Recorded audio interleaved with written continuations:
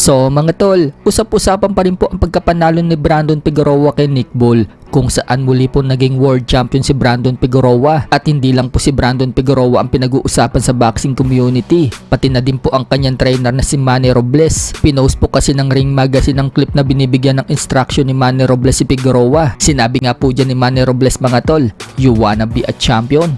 Let's go baby." Smart pressure. Kaya noong magumpisa na yung round 12, pinressure agad ni Figueroa itong si Nick Ball, at doon na po nahuli ni Figueroa ng left hook itong si Nick Ball. Dapa nga po itong si Nick Ball. Nakabangon pa naman ito, pero wala nang sinayang na oras si Figueroa. Binato na ang mga power punches niya hanggang sa lumusot ito sa lubid, at dyan na hininto ng referee yung laban. Pagkatapos ng laban, mga tol, binida pa nga po ni Figueroa ang trainer niyang si Manny Robles. Mula kasi sa pagkatalo niya kay Stephen Fulton, muli siyang nakabalik at naging world champion nang si Manny Robles na ang humawak sa kanya. So bukod pala kay Figueroa, mga tol, si Robles din pala ang humawak sa mga naka-upset sa champion. At tulad ni Andy Ruiz noong 2019, si Robles din po ang trainer niya nang ma-upset po ni Andy Ruiz itong si Anthony Joshua. Si Robles din po ang humawak dito kay Rafael Espinosa nang ma-upset naman po neto si Robbie Ramirez at masungkit ang WBO Featherweight World Title. At si Manny Robles din po ang humawak dito kay Armando Resendes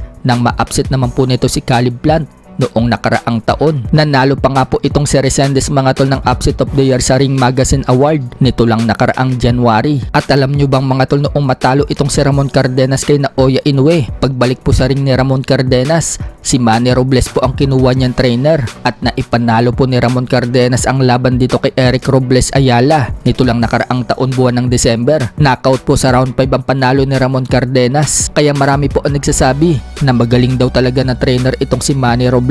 Sa kabilang banda naman, mga tol, tatay ni Ryan Garcia, sinabing papalagan daw ng anak niya itong si newly crowned WBO Junior Welterweight World Champion at the ring champion Shakur Stevenson sa 140 pounds nang walang rehydration clause. Kahit pa daw sa 147 pounds, palag din daw itong si Ryan Garcia. Very dangerous nga daw ngayon ang anak niya. So kulang 2 linggo na lang, mga tol, bakbakan na ni Ryan Garcia versus Mario Barrios sa T-Mobile Arena Las Vegas, kung saan nakataya po dyan ang WBC Welterweight World Title ni Barrios. Kapag nanalo si Ryan Garcia dito kay Barrios, mga tol, malamang yan, talagang hahamunin ni Ryan Garcia itong si Shakur Stevenson. Sa iba pang balita, mga tol, nakita lang po natin itong AI na nagkita na si Manny Pacquiao at Norman Mangusin. Kwinalyuhan nga po ni Manny Pacquiao itong si FLM. Parang totoo po ang pagkakagawa, mga tol. Samantala, ibinalita na din po ng mainstream media na naggalit po itong si Manny Pacquiao dito kay FLM. At nang malaman po ni FLM na binalita siya sa mainstream media, natuwa pa siya. Ito nga po yung pagkakasabi niya, mga tol. Kung binabalita ka na ng mga mainstream media about sa inyo ni Manny Pacquiao,